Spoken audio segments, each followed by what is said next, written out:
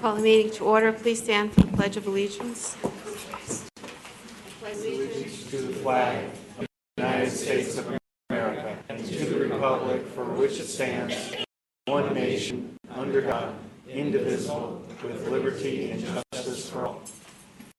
Please remain standing for the invocation. Pastor Steve from Shepherd of the Hills Lutheran Church. Let us pray. Almighty God, our Heavenly Father, bless these men and women of our town council who are public servants of Fountain Hills. They may do their work in a spirit of wisdom, charity, and justice. Help them to use their authority to serve faithfully our citizens and to promote our common life. This we ask in the name of the one who came to serve all humankind. Amen. Thank you. Thank you for joining us.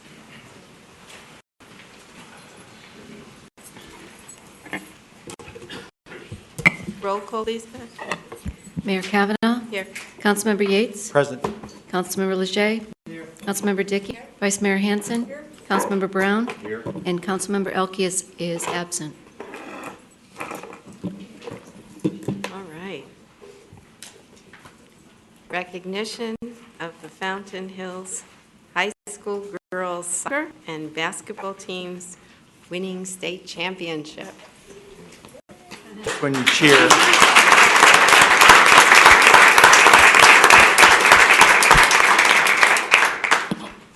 Town of Fountain Hills would like to acknowledge and congratulate our local girls varsity soccer team and girls varsity basketball team who are both Division III state champions for their first time.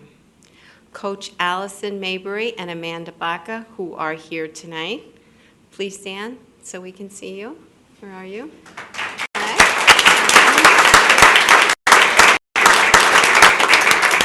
The coaches were named Arizona Central's Small Schools Coach of the Year.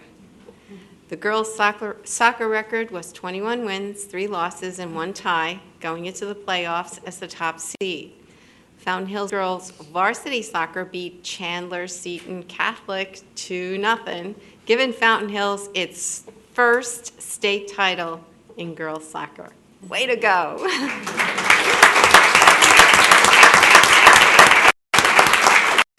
Congratulations are also in order to the girls varsity basketball team for becoming the Division III state champs, led by Coach Amanda Baca and assistant coach Greg Shute. They finished their season with a 25-3 record. They beat number 1 Chandler Valley Christian 51-36 and broke Valley Christian's 33-game win streak at Jobbing.com Arena in Glendale.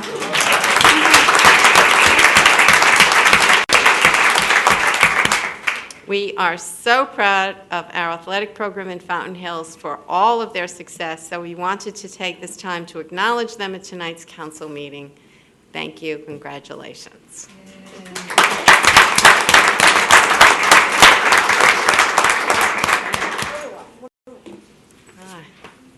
The photographer back there, he'll probably take your picture. Do you want to have them come up here? Do you want a picture? Yes. We can get them all up here. Come on up and get a picture. Come on, everybody in front of the dais. We're going off script here. I'll send Natalie.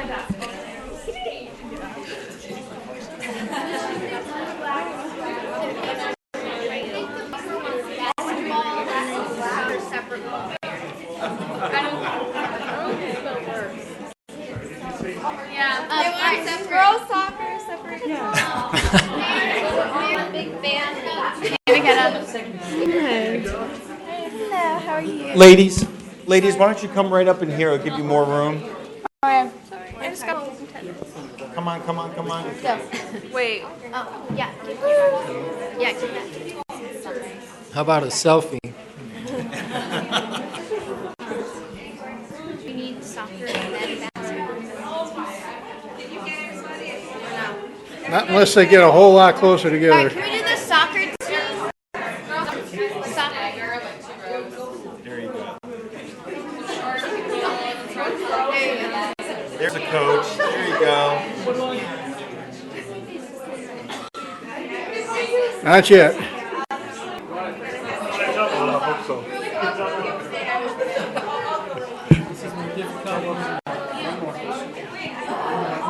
Funny. Closer.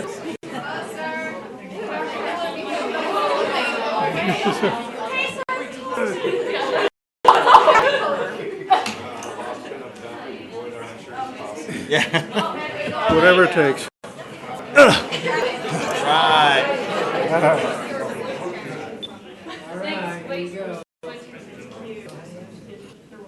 Need to go back a little.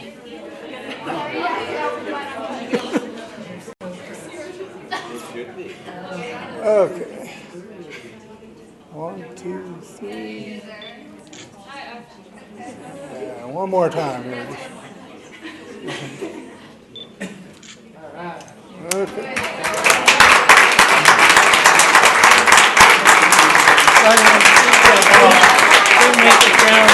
Oh, it's raining a bunch of people. So we're not close.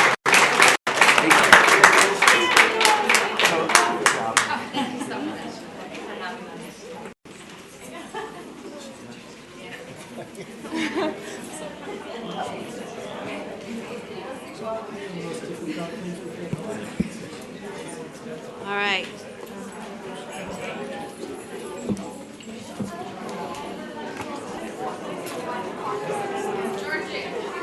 Okay, we'll give you a minute to go out quietly so we can go on with our meeting.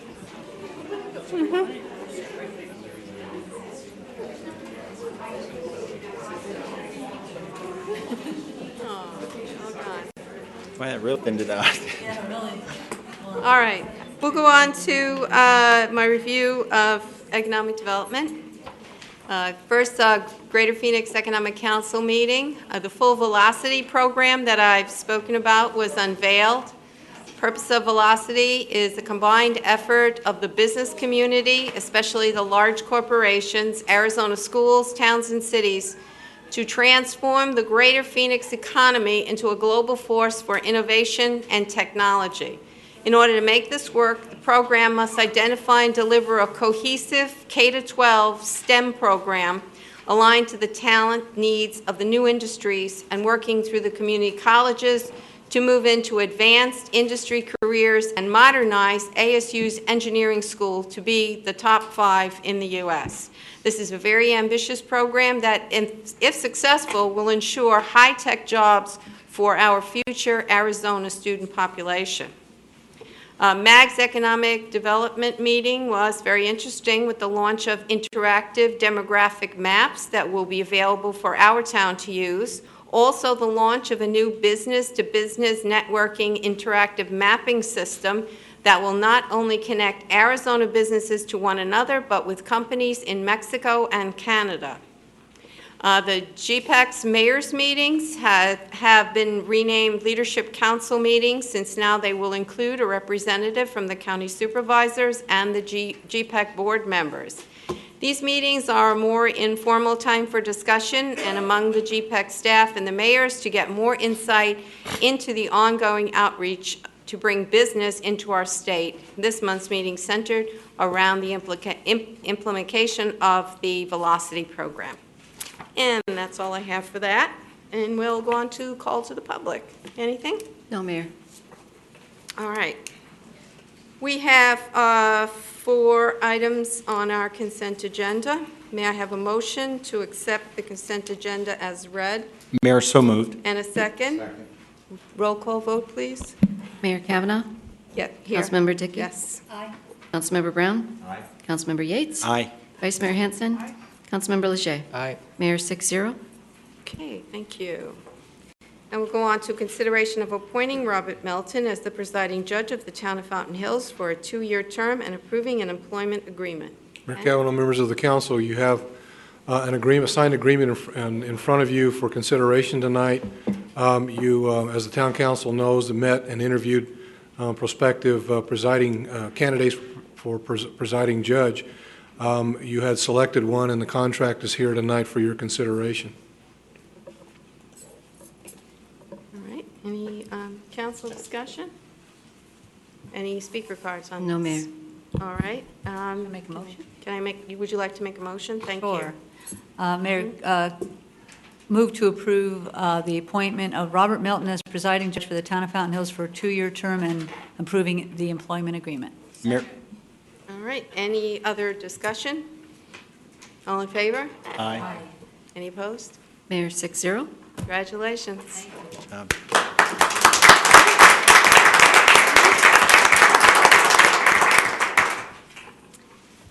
Discussion and consideration of the recommendations submitted by Valley Metro for future transit services within the town of Fountain Hills.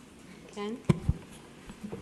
Mayor Kavanaugh, members of the council, again, we have a study that has been, we requested that Valley Metro do a study to look at our transit opportunities for our community. They have done so with the report that you have in front of you tonight.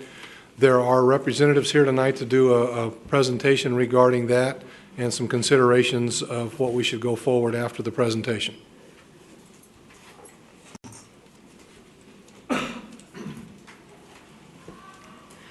Mayor Kavanaugh, members of the council, good evening. My name is Abhi Dayal.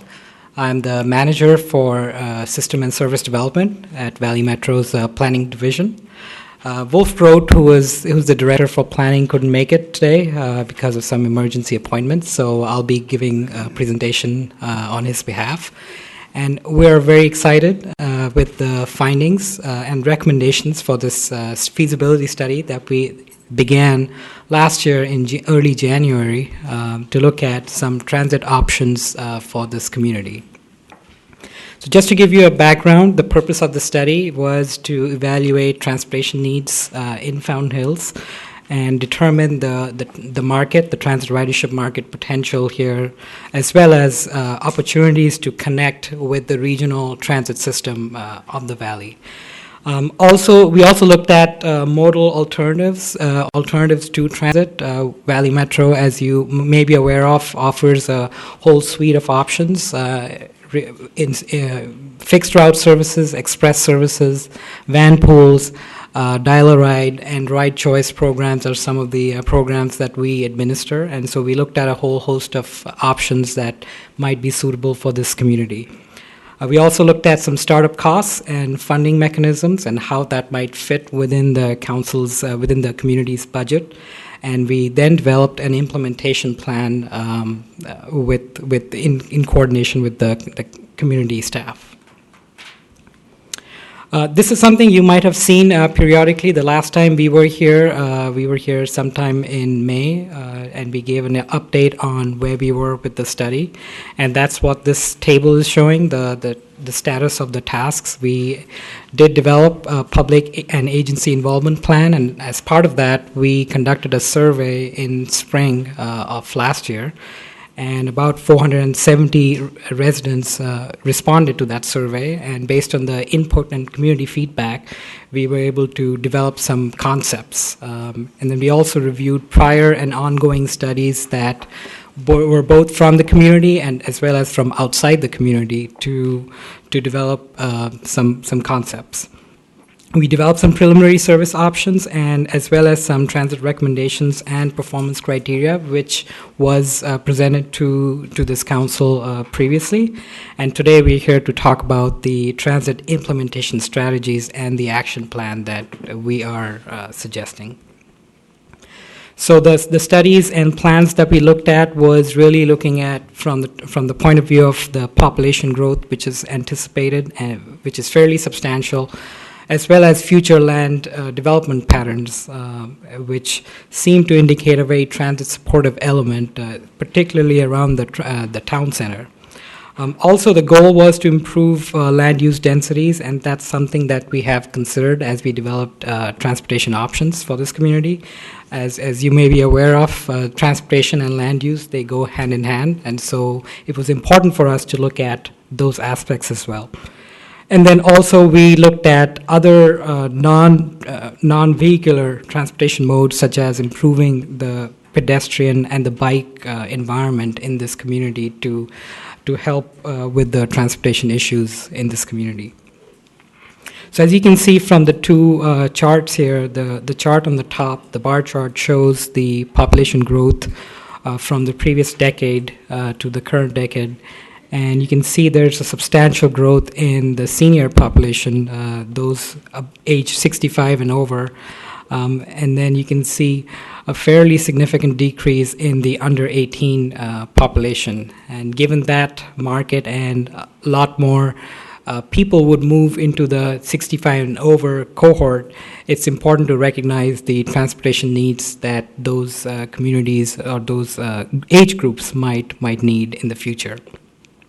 And as the population matures, they will require more specialized transportation services, and that's something that we kept in mind when we put together some options. And then driving may become less of an option as the community ages. There might be more assisted transportation options that we would have to look at. The pie chart at the bottom just shows the breakdown of how people commute or how people travel, and you can see about 3/4 of this community they drive alone, which is not surprising given the fact that there are very little opportunities for transit in this community. So based on all of that, we developed up to 7 service concepts, and a lot of those service concepts were presented. As I mentioned, the 514 route, which is the express route, starting from downtown Phoenix and connects the state capitol, is the only transit service that serves this community. And one of the options we looked at was doubling the number of trips from 2, which is current, to 4 in the future. We also looked at some community connector services. We did look at 3 options, which again we presented to previously.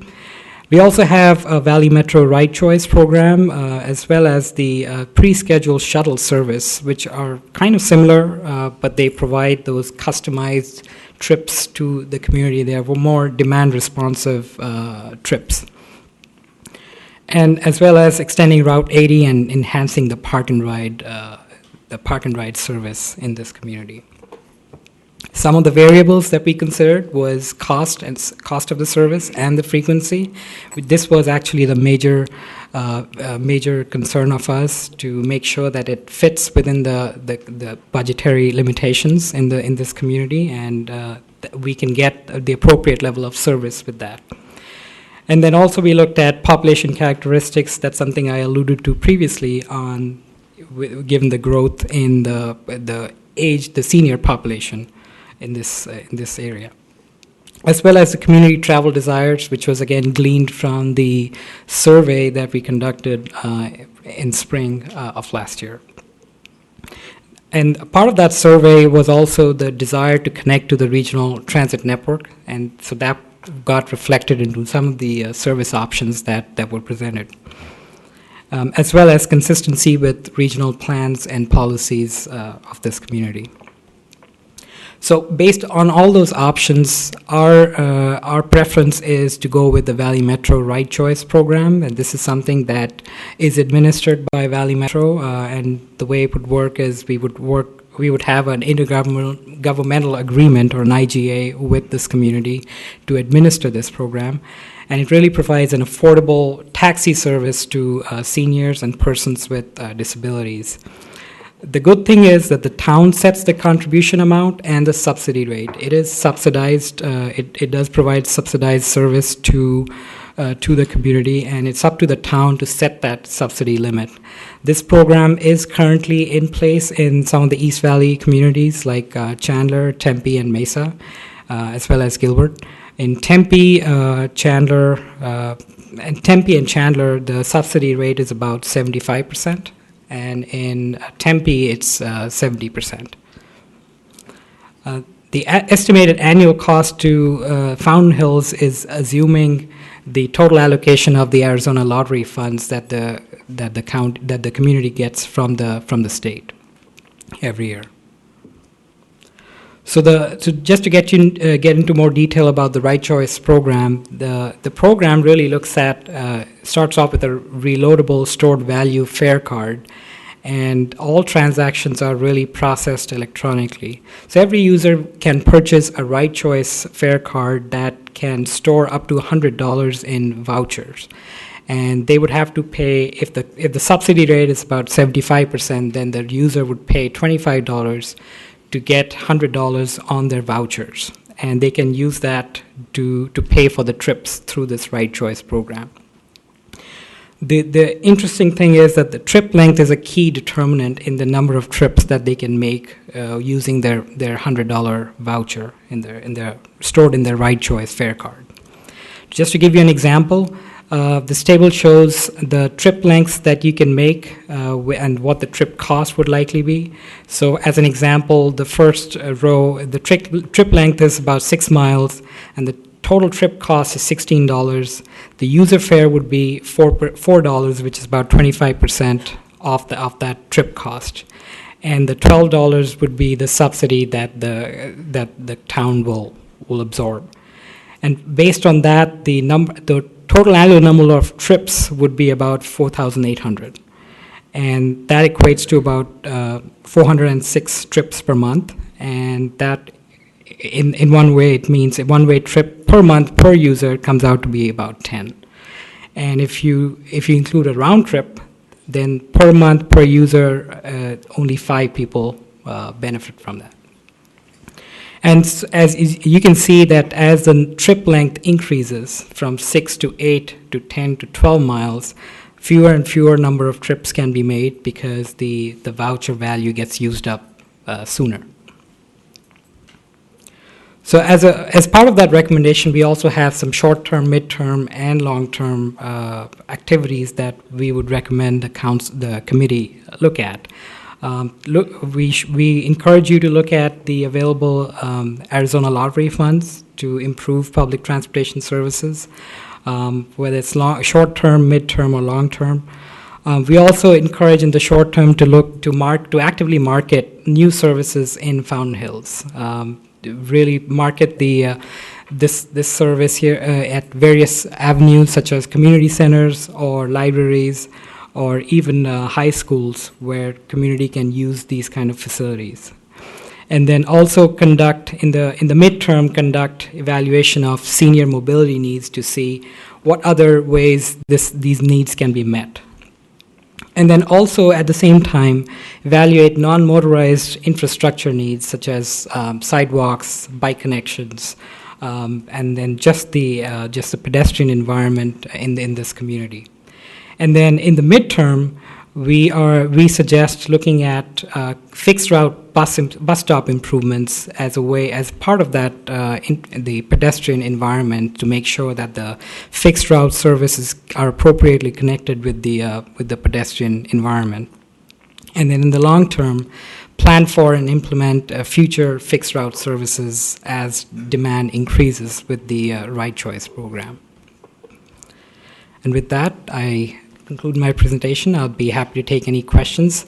I would like to just add that I have some people with me. To my left is Ron Brooks. He is the manager for Accessible Transit Services, and he has in-depth knowledge of this Ride Choice program plus other Dial-A-Ride paratransit programs that we administer. And to my right is Alec Moore, who is the technical lead for the study. Okay, well, thank you. I guess I have one question about considering the amount of money that we have to use, the LTAF 2 money.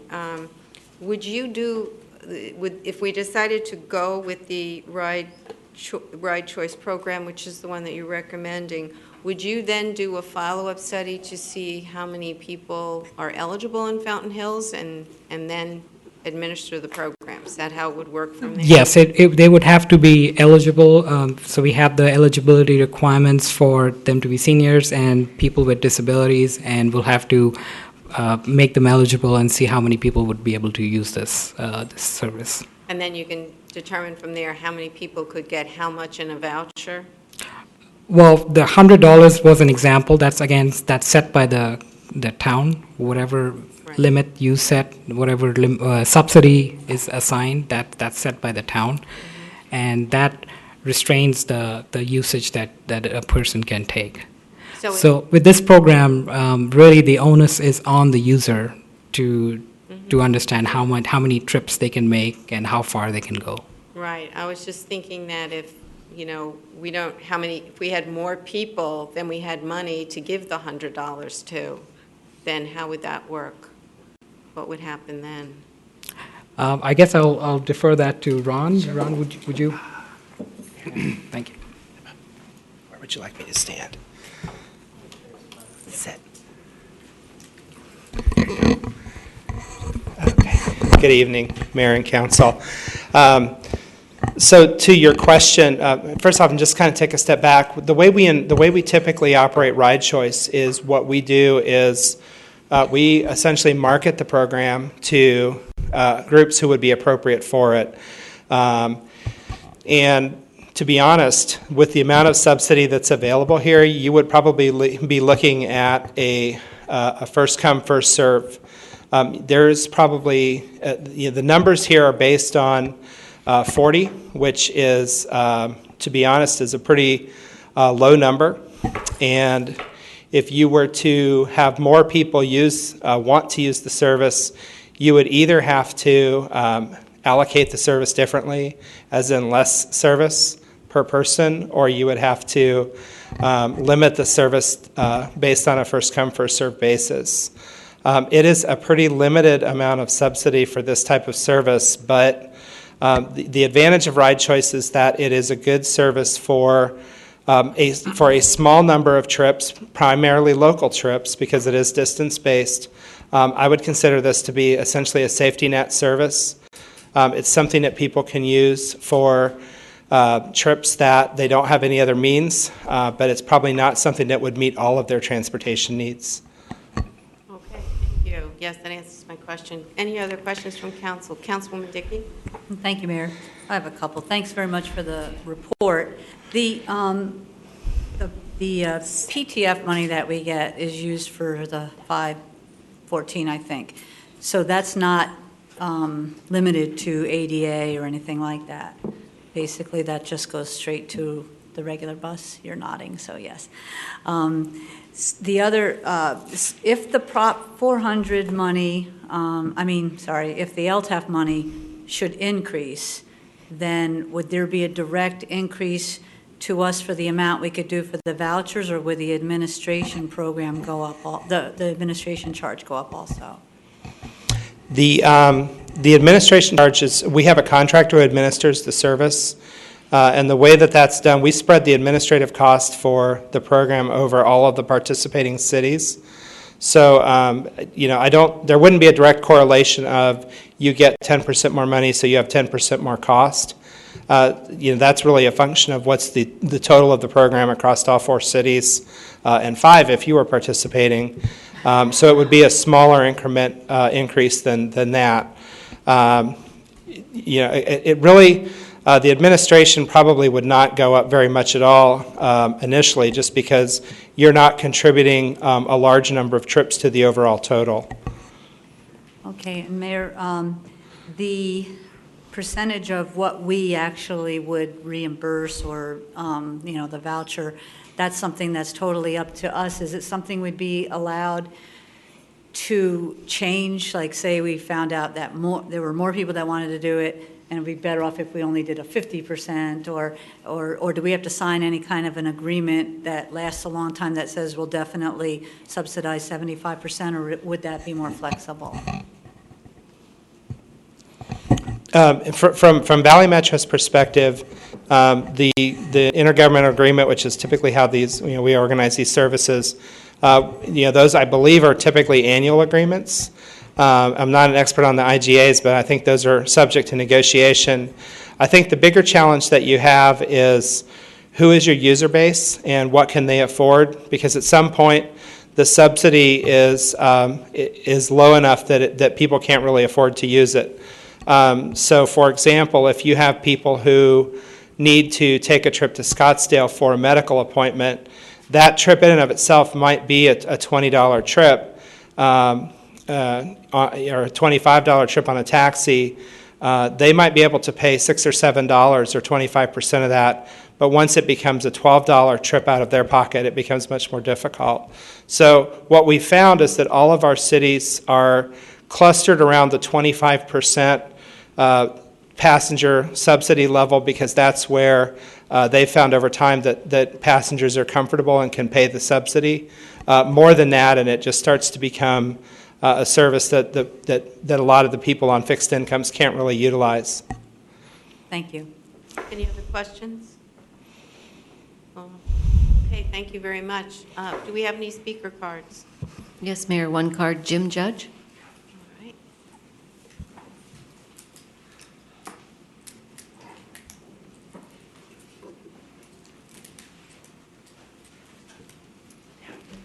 Good evening, Mayor, council members, administration. My name is Jim Judge. I live in Fountain Hills, and I'd like to speak to the transportation issue. You folks recall in December of 2012, you agreed to have the transportation study done. The transportation folks, Valley Metro, said it would take a year, which seemed to me at the time to be an inordinate long time to complete this type of a study.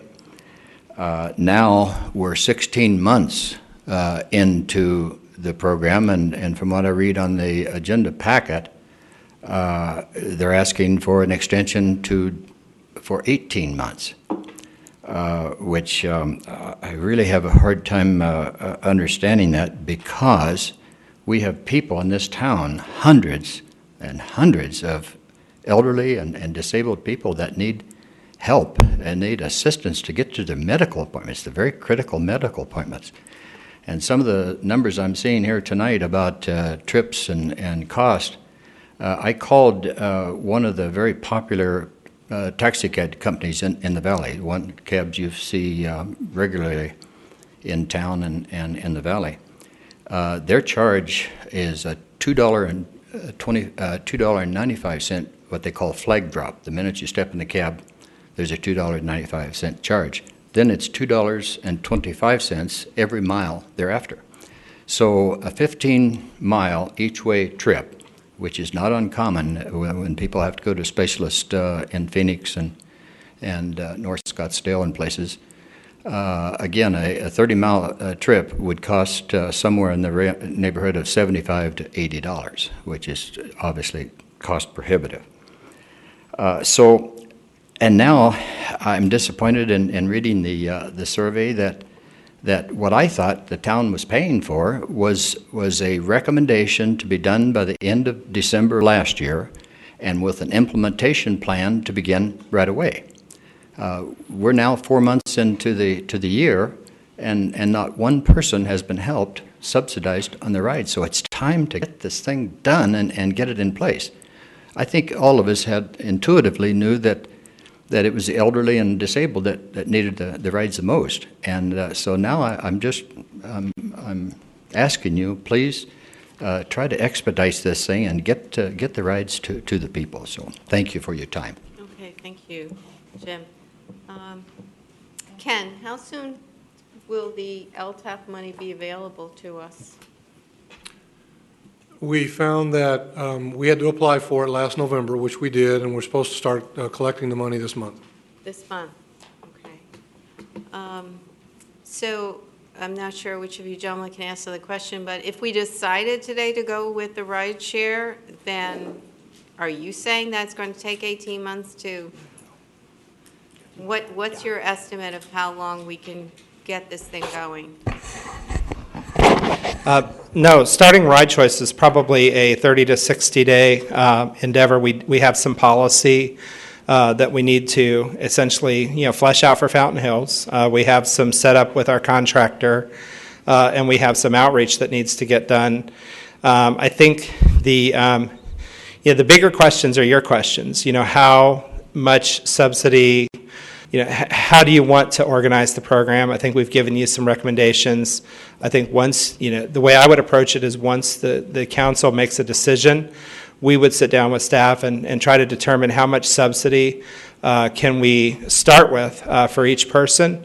And then we would be looking at developing with our contractor, doing the setup that they need to do on their end to be ready. At the same time, we could be doing community outreach with you to the people that you're trying to serve. And then once we do those things, we are really in a position to get started.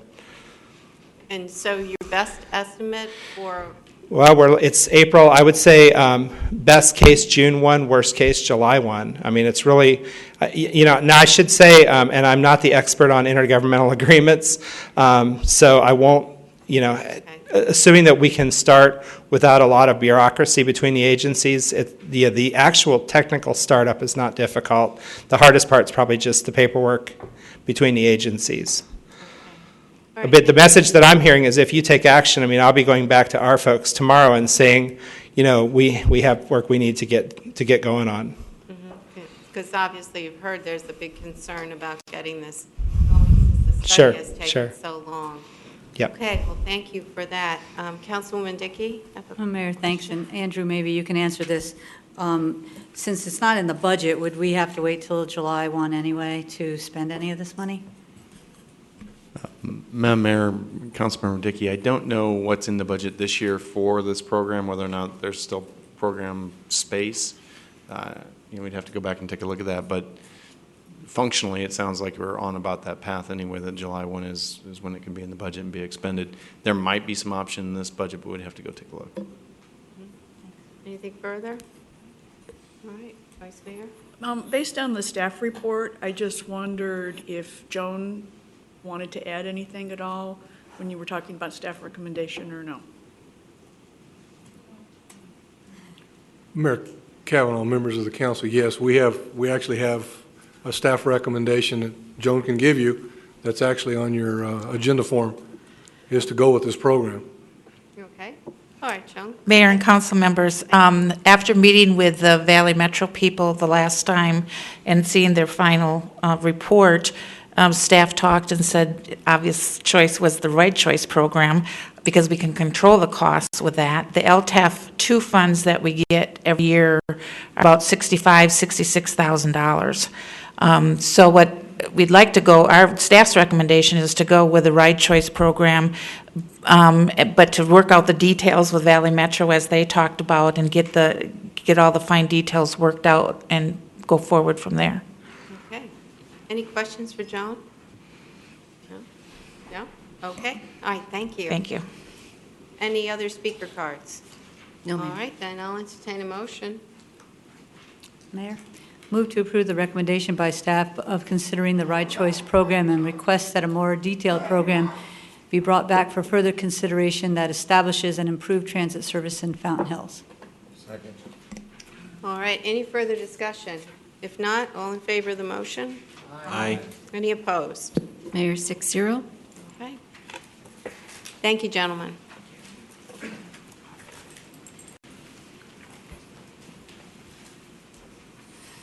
Consideration of approval of invitation for bids DS 2014-106 with Low Mountain Construction Incorporated in the amount of $1,468,334.45 for the Avenue of the Fountains median improvements. Paul? Okay. Mayor and council members, in January of this year, we advertised the invitation for bids. Per state statutes, we have to advertise that we can advertise that in a weekly publication for 2 consecutive weeks. We did that both in the Fountain Hills Times and the Arizona Business Gazette. We also held a mandatory prospective bidders conference on February 12th, which was well attended. On March 5th, we received sealed bids from 7 contractors. The bids included a base bid. That was the general project we talked about with an owner's allowance. There were also 3 bid alternates. One was for a brick paver pathway in lieu of concrete. The second alternate was for 8 shade structures, shade canopies.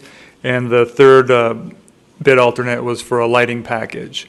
The base bid includes all the conduit for the lighting, but the actual bid alternate includes the wiring and the lights themselves. We did receive, like I said, 7 bids.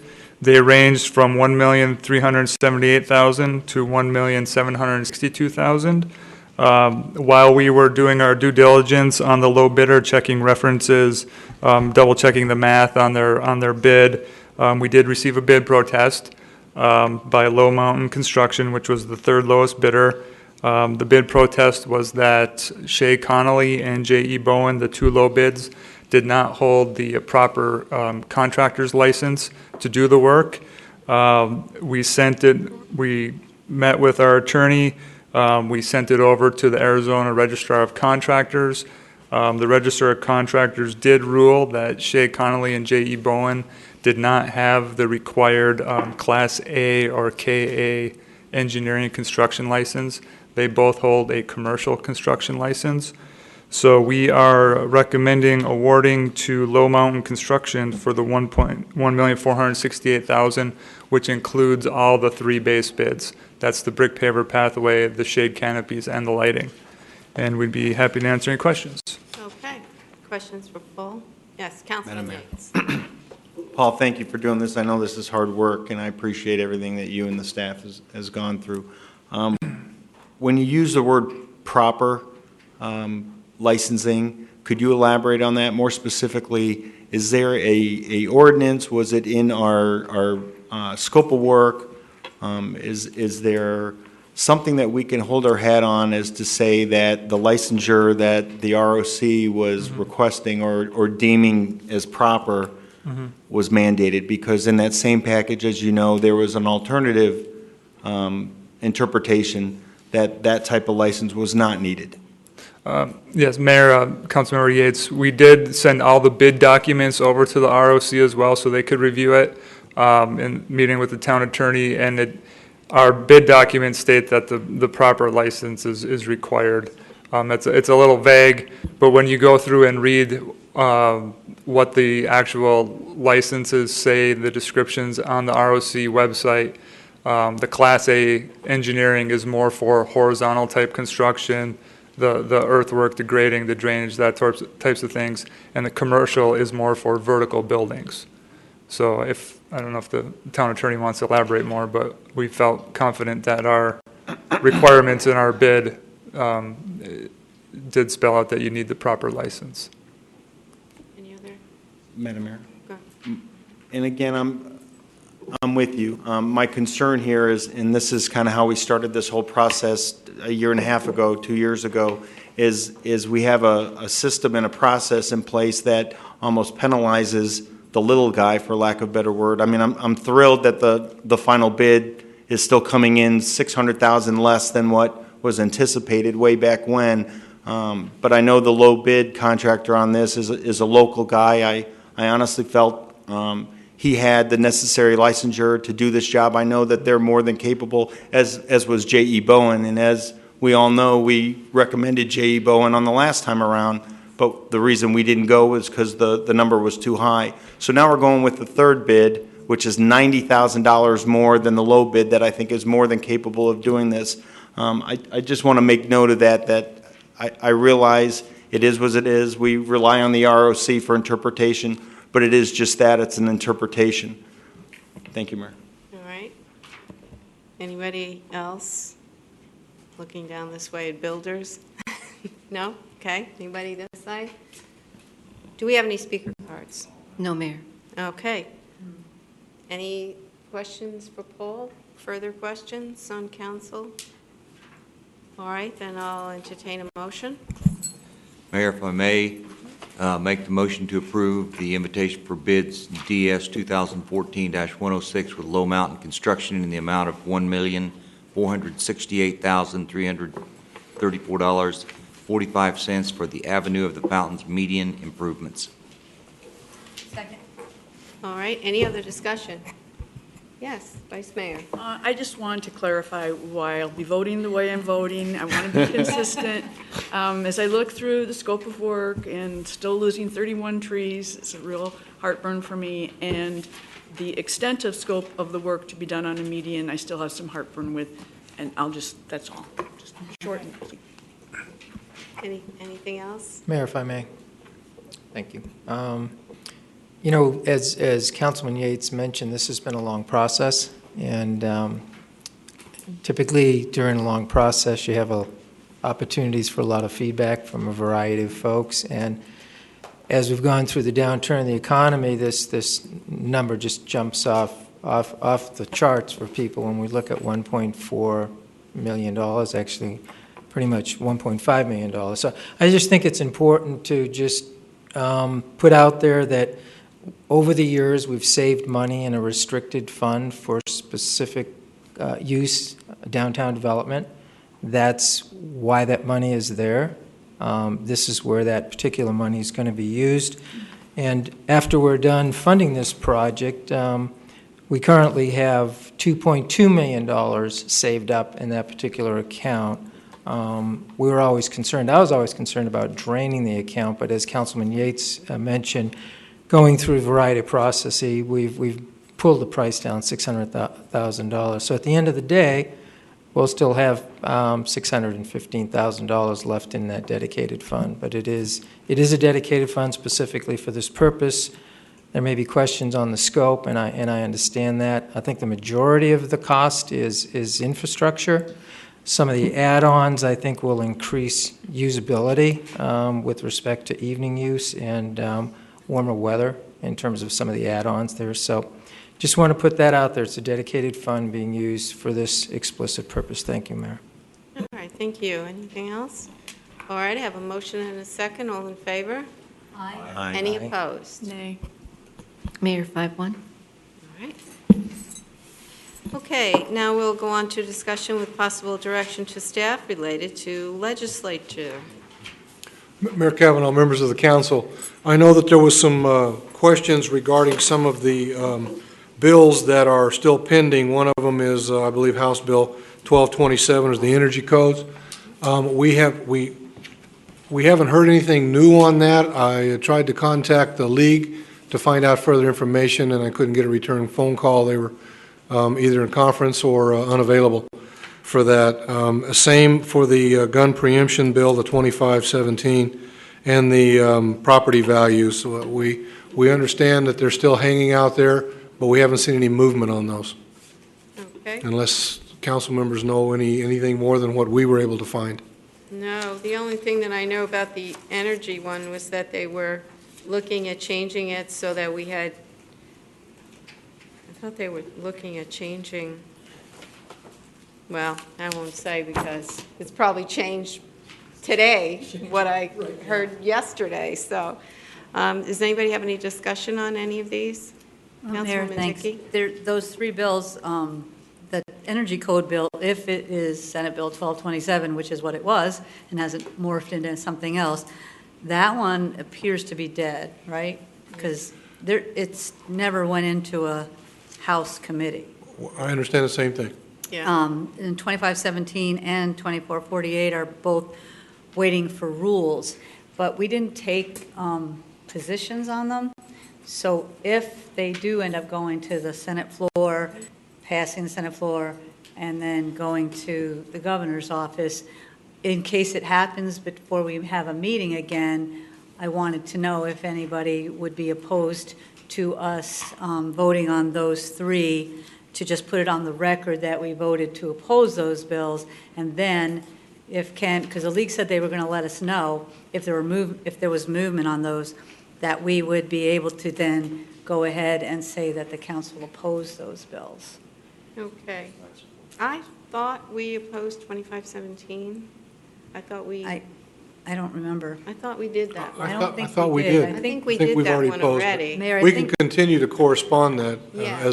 as it goes through the process. If it goes, we can continue to do that. We did. Like we did I her. looked it up, and I think that we did oppose 2339, which was another gun bill, but I don't believe I could find a place where we actually voted to oppose 2517. Specifically for Yeah, I 2517. don't think we did. So that was the only thing I was kind of wondering, and I could do it all in one fell swoop if you want, Okay. unless you need to know more about those bills. The league is opposed to all those bills. Do you want to know more before you're willing to vote on it? I would recommend that you do.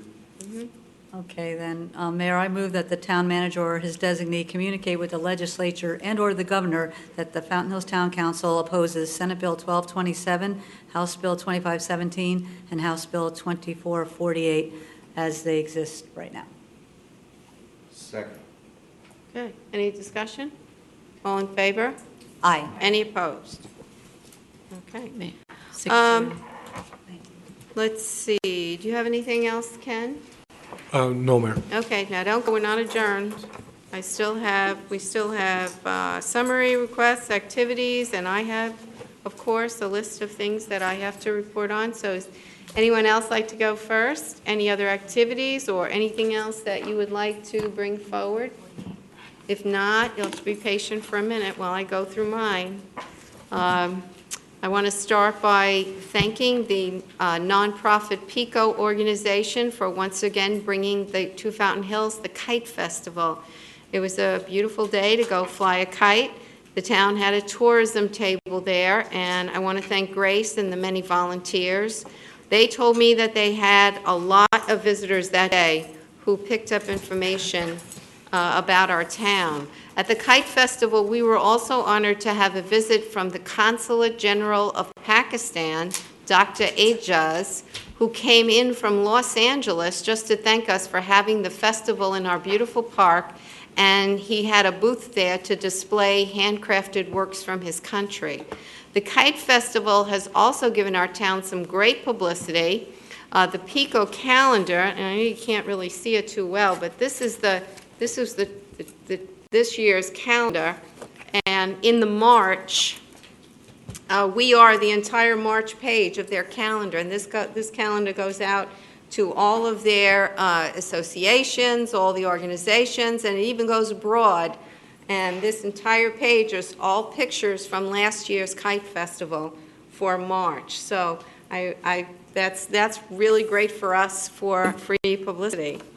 Now my second visit was MCSO had a grand opening of its new headquarters downtown Phoenix.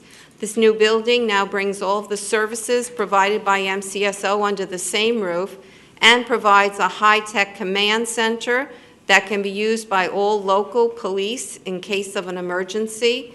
The building is quite impressive, built to withstand a terrorism attack. Of course, with all the modern equipment available, Sheriff Joe still has his old typewriter in his office.